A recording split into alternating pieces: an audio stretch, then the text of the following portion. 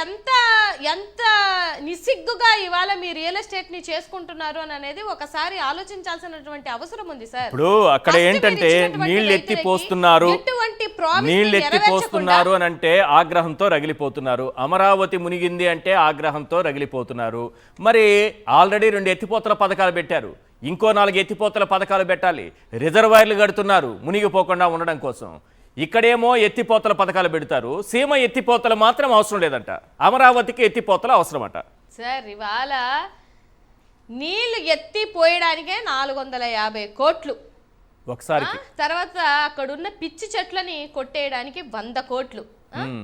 ఇంత అడ్డగోలుగా చేసుకుంటూ వెళ్తూ ఇప్పుడు ఎత్తిపోతల పథకం ఒకటేంది సార్ 10 పెడతారు. ఇప్పుడు అక్కడ ఉన్నటువంటి పాపం రేవంత్ రెడ్డి గారికి వీళ్ళకి ఏమి రహస్య ఒప్పందాలు అవుతున్నాయో మనకి ఎలా తెలుస్తాయి?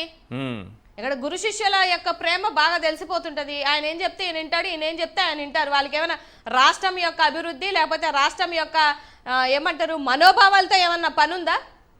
ఏమైనా పనుందా సార్?